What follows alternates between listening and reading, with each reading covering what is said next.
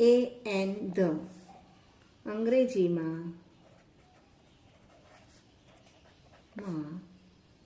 ત્રણ આર્ટિકલ છે. ફર્સ્ટ એ. આપણે જ્યારે શબ્દ કોઈ લખીએ છીએ ત્યારે એની આગળ એ લખીએ છીએ તો એ આર્ટિકલ એ કહેવાય છે. શું કહેવાય છે? આર્ટિકલ એ.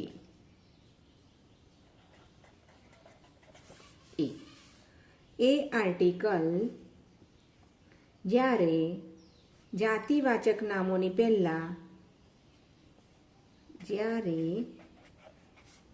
જાતિવાચક નામોનો પહેલો અક્ષર વ્યંજન એટલે કે કક્કાથી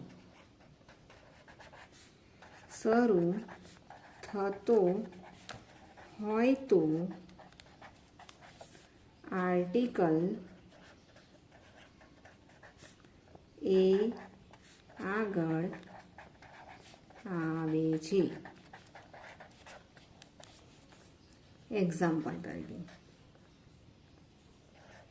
અ બોય એક છોકરો, અ કેટ એ બિલાડી, અ ગર્લ. આ રીતે આર્ટિકલ એ આવે છે. હવે આર્ટિકલ એ એન. જ્યારે શબ્દની શરૂઆત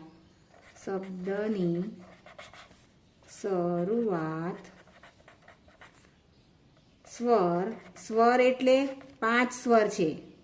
5 સ્વર છે.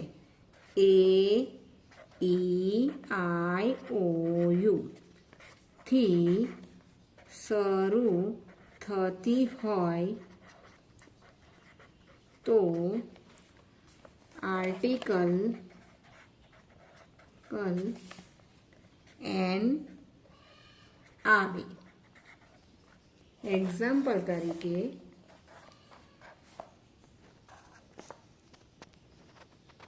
એલિફન્ટ.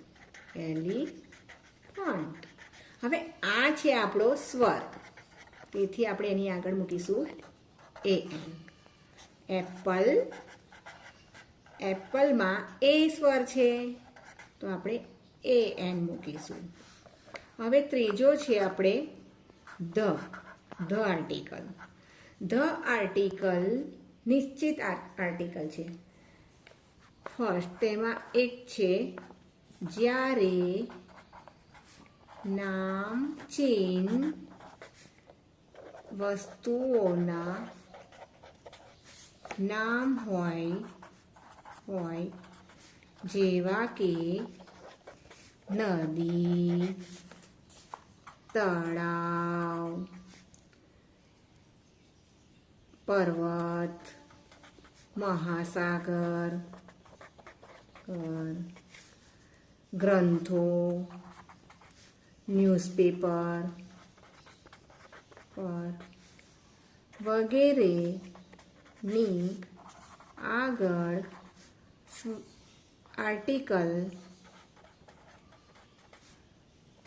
ધ આવે છે. એક્ઝામ્પલ તરીકે ધ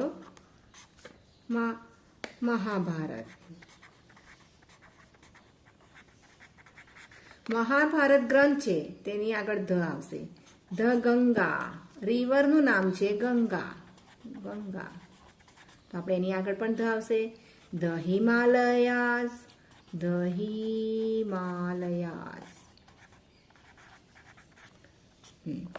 ઓકે ફ્રેન્ડ, એક નોંધ લેજો કે બહુવચન સાથે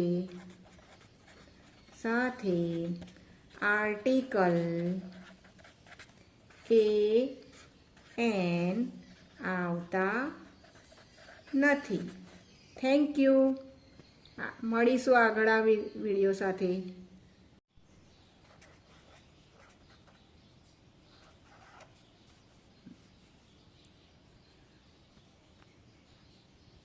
જ્યારે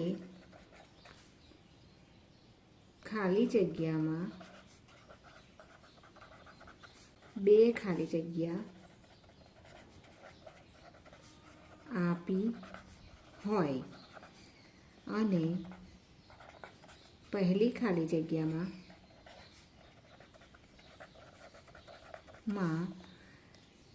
જેના વિશે વાત કરી હોય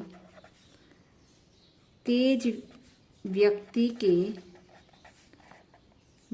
કે વસ્તુ વિશે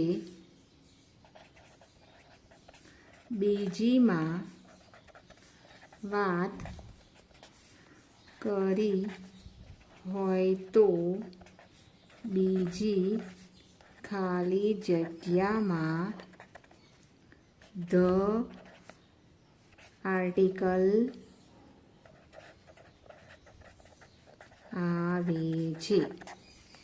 એક્ઝામ્પલ તરીકે રામુ કટ ટ્રી.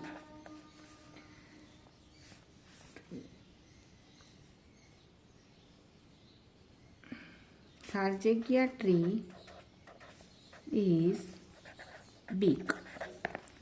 રામુએ આ ઝાડ કાપ્યું અ ટ્રી. તે ટ્રી મોટું હતું એટલે આપણે એના માટે અહીંયા ધ. પહેલી વખત આના માટે એ વાપર્યો છે, આ ટ્રી માટે આપણે આ ધ વાપર્યો છે. એ જ વસ્તુની વાત ફરીથી થઈ છે તેથી આપણે અહીંયા લઈશું. સિમ્પલ. ધીસ ઇઝ ખાલી જગ્યા અમ્બ્રેલા